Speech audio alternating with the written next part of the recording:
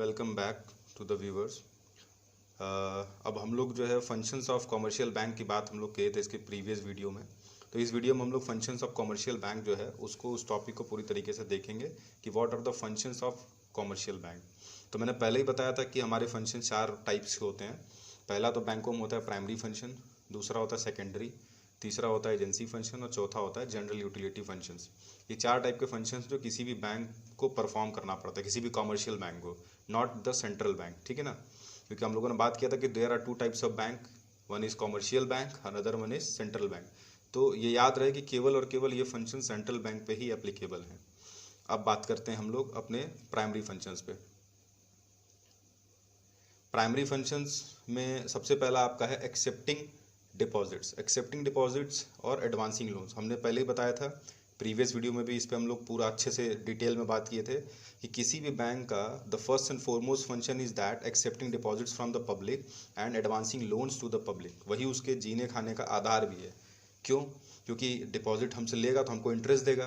तो ये टाइप के डिपॉजिट्स होते हैं, savings account, current account, fix deposit and recurring deposit account. इसके बारे में हम लोग प्रीवियस वीडियो में पूरी अच्छे से बात कर ही चुके हैं, तो नो नीड ऑफ दोबारा से इसके बेसिस पे बात करने के लिए। फिर एडवांसिंग लोन्स में हमारा डिमांड लोन्स, मैंने बताया था डिमांड लोन्स क्या होता है कि when bank will demand then we have to pay back the loan. Then cash credit, ये भी मैंने एग्जांपल के थ्रू बताया था कि पूरा पैसा हम निकाल लेंगे लेकिन इंटरेस्ट किस पे देना पड़ेगा, जितना पैसा हम उस अकाउंट से विड्रॉ करेंगे बस उतने अमाउंट पे, not on the wholesome amount, जितना कि हमने इशू करवा रखा है। जैसे इशू करवाया 1 लाख रुपए, तो 1 लाख पे नहीं देना है, कितने पे देना है, तो 1 लाख में से 10,000 निकाला है साल भर में, तो 10,000 पे ही इंटरेस्ट देना होगा, चाहे इंटरेस्ट जो भी रेट हो। तो ये मैंने बताया था कि जो लोअर क्लास के लोग होते हैं, जो फार्मर्स होते हैं, आर्टिसियंस होते हैं, उन लोगों को ये दिया जाता है बैंक की तरफ से, ये एडवांटेज टाइप का लोन है। फिर एक जनरल लोन जो होता है short term, medium term and long term. Short term मैंने बताया था कि 0 to 1 ईयर्स, मीडियम टर्म बताया था कितना, तो 1 to 5 ईयर्स, और लॉन्ग टर्म बताया था 5 ईयर्स एंड अबव। यानी ये 3 कैटेगरी हमारे लोन की हो गई। अब बात करते हैं हम अपने सेकेंडरी फंक्शन, जो कि आज का हमारा टॉपिक भी है। प्राइमरी फंक्शन को तो हम लोग ऑलरेडी डिस्कस कर चुके हैं, जिन लोगों को ना समझ में आओ प्रीवियस वीडियो में जाके एक बार देख लें, पूरे डिटेल में हमने बात की। आज हम देखेंगे सेकेंडरी फंक्शंस में। तो सेकेंडरी फंक्शंस हमारे पास 2 ही हैं। पहला तो है ओवरड्राफ्ट फैसिलिटी और दूसरा है आपका discounting of bills of exchange. अब देखिए है क्या कि ओवरड्राफ्ट फैसिलिटी किसको मिलती है, तो ये मिलता है करंट अकाउंट होल्डर को, यानी करंट अकाउंट जिन्होंने ओपन करवाया है, ये उन्हीं को जनरली ये बैंक के थ्रू मिलता है। होता क्या है, मैंने इसके प्रीवियस वीडियो में बताया था, फिर से आप सुन लीजिए। Overdraft facility is a type of facility that you can withdraw some amount of money from your account if you have zero balance. यानी आपके खाते में जीरो बैलेंस है, उसके बावजूद आप कुछ पैसा विड्रॉ कर सकते हैं अपने खाते से, लेकिन एक शर्त पे कि वो बैंक आपको परमिट किया हो। जैसे बैंक ने बोल दिया कि आप 50,000 तक निकाल सकते हैं एक्स्ट्रा, अगर आपके अकाउंट में जीरो बैलेंस है फिर भी, तो ही आप निकाल सकते हैं। बैंक इसका पूरा फुल प्रूफ देगी, आप भी देंगे उसके बाद। जनरली करंट अकाउंट होल्डर्स के साथ क्या होता है कि बिजनेसमैन ये करंट अकाउंट खुलवाते हैं जनरली। अब क्या होगा कि भाई करंट, उनको कोई मशीन लेनी है, कोई और परचेस करना है, रॉ मटेरियल वगैरह लॉट में, तो पैसा कभी कभार कम पड़ जाता है। तो ऐसे केसेस में वो बैंक से विड्रॉ कर सकते हैं एक्स्ट्रा अमाउंट जीरो बैलेंस होने के बाद, यानी पूरा पैसा निकालने के बाद भी एक्स्ट्रा अमाउंट बोरो कर सकते हैं, और उस एक्स्ट्रा अमाउंट को उनको रिफंड करना होगा within the specified period by the bank. अगर वो रिफंड नहीं कर पाते हैं within the specified period, then they have to pay some amount of interest on that deposited amount, withdrawal amount. ठीक, उसके बाद आता है डिस्काउंटिंग ऑफ BOE। BOE का मतलब होता है बिल्स ऑफ एक्सचेंज। अब बिल्स ऑफ एक्सचेंज क्या होता है, तो बिल्स ऑफ एक्सचेंज एक तरीके का नेगोशिएबल इंस्ट्रूमेंट होता है, जो कि हम लिख के देते हैं कि भैया हम आपका पर्टिकुलर सामान लिया, हमारे पास पैसा नहीं, तो हमने बिल लिख के दे दिया कि हम आपको फला फला डेट को पैसा दे देंगे, आप बिल हमको दे दीजिएगा। तो बैंक, अगर मान लीजिए आपने किसी सामान लिया और आपने बिल लिख के दे दिया, पैसा ना दे के बिल दे दिया। अब बिल पे तो आपने लिख दिया कि हम 3 महीने बाद जो है आपका पैसा रिटर्न करेंगे, लेकिन अब जो जिसको दिया उसको ज़रूरत पड़ गई 1 ही महीने में, तो क्या करेगा, तो वो जाएगा बैंक के पास और बैंक करेगा उसको डिस्काउंट।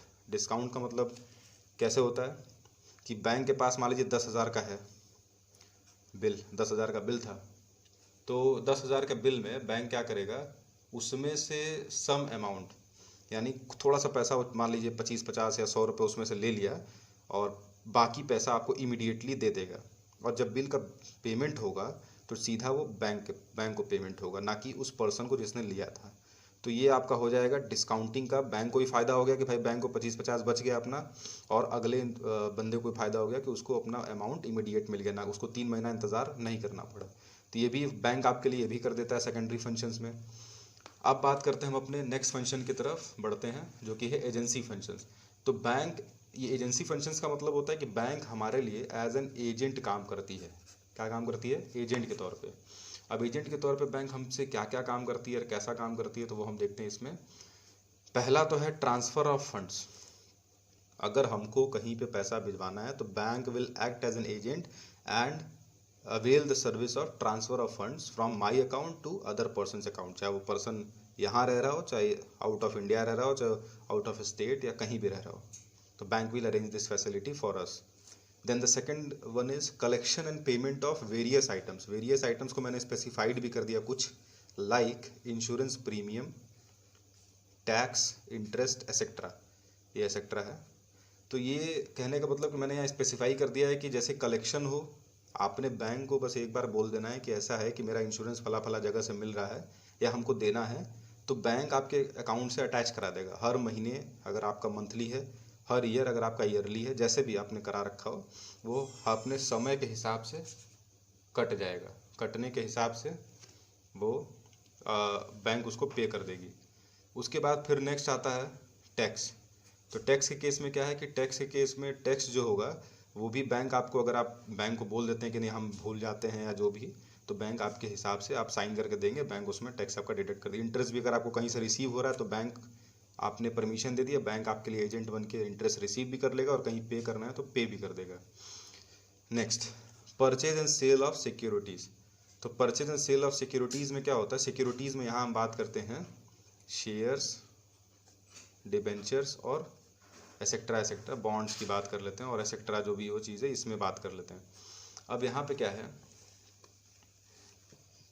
है, कि परचेज और शेयर से purchase and sale of securities. तो अगर आप बैंक, आप नए हैं, आपको नहीं पता है कैसे क्या करना है, तो अगर बैंक से बोलेंगे तो बैंक आपके बिहाफ पे शेयर्स को खरीद भी सकता है और बेच भी सकता है। तो उसके बाद फिर purchase and sale of foreign exchange. तो बैंक क्या करेगा कि फॉरेन एक्सचेंज जो भी होंगे वो आपके बिहाफ पे खरीद भी देगा और बेच भी देगा। फिर है लेटर ऑफ रेफरेंसेस। अगर आपको कहीं रेफरेंस देना है कि हाँ I am loyal for this country और something, then you can give letter of reference, take letter of reference from the bank and give it to the person who ask for you for the same.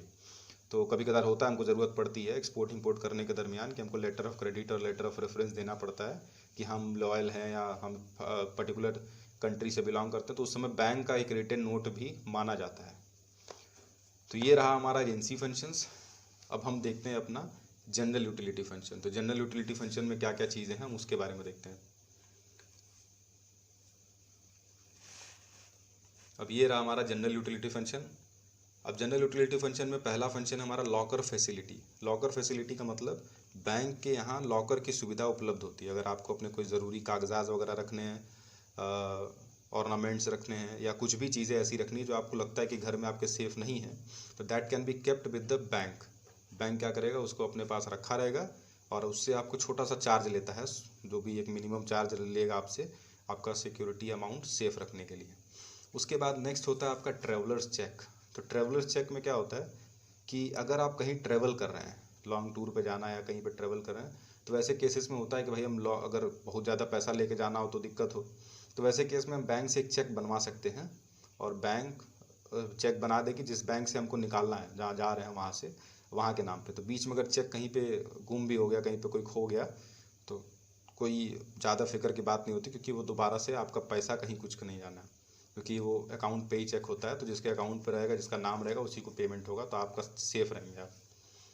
फिर है आपका under writing of securities. अब under writing of securities क्या होता है? Under writing का मतलब क्या होता है कि जैसे कभी भी शेयर्स इशू होता है, तो अभी तो कंपलसरी नहीं है, पहले ये कंपलसरी था कि सारी कंपनीज़ को जब भी शेयर इशू करना होगा तो अंडर राइटिंग कराना पड़ता है। अंडर राइटिंग बोलता है कि हम शेयर पहले किसी ब्रोकर या अंडर राइटर को बेचेंगे, कंपनी, ठीक है, अब कंपनी जब अंडर राइटर को बेचेगी तो अंडर राइटर क्या करेगा, अंडर राइटर उस शेयर्स को, जो भी शेयर रहेंगे उसको भी बेचेगा जनरल पब्लिक को, क्योंकि अंडर राइटर से अच्छा संपर्क रहता है पब्लिक का।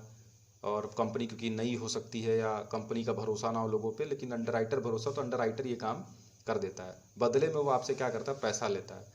तो जैसे कि बैंक के पास भी अच्छे खासे कस्टमर्स हैं, तो कंपनीज अपने बैंक्स के पास भी अप्रोच करती हैं कि भाई मेरे शेयर का या इसका जो है प्रमोशन करवा दो, उसके बेसिस पे। फिर अब बात करते हैं हम नेक्स्ट, हमारा बैंक एक नॉर्मल काम हमारे लिए जनरल यूटिलिटी में चेक हमको देती है, चेक फैसिलिटी, एटीएम कार्ड देती है और इंटरनेट बैंकिंग की सेवा भी देती है हमको। आजकल तो मोबाइल बैंकिंग में आ गया है, तो मोबाइल बैंकिंग, इंटरनेट बैंकिंग, ये सारा अपॉर्चुनिटीज़ बैंक हमको प्रोवाइड करती है। तो टोटल हमने क्या देख लिया वो हम देख लेते हैं एक बार फिर से रिवाइव करके, क्या क्या चीज़ें हमने देख ली। जैसे कि फंक्शंस ऑफ सेंट कॉमर्शियल बैंक में, प्राइमरी फंक्शंस में accepting deposits and advancing loans, secondary function में overdraft facility and discounting of bills of exchange, agency functions में आपका transfer of funds, collection and payment of various items, purchase and sale of securities, purchase and sale of foreign exchange और letter of reference. फिर general utility में हमने देख लिया locker facility, travellers cheque, under writing of securities, check facility, ATM, internet banking. ये एक पूरा summarization है फंक्शंस ऑफ कमर्शियल बैंक पे। उसके बाद फिर हम लोग जो नेक्स्ट वीडियो देखेंगे उस पर हम लोग फिर डिस्कस करेंगे क्रेडिट क्रिएशन प्रोसेस जो होता है कमर्शियल बैंक का, उसके ऊपर, क्योंकि काफ़ी इंपॉर्टेंट टॉपिक है। तो that's why we are using next video to complete that particular portion, क्योंकि इस वीडियो में पूरी तरीके से आप कमर्शियल बैंक के बारे में समझ गए।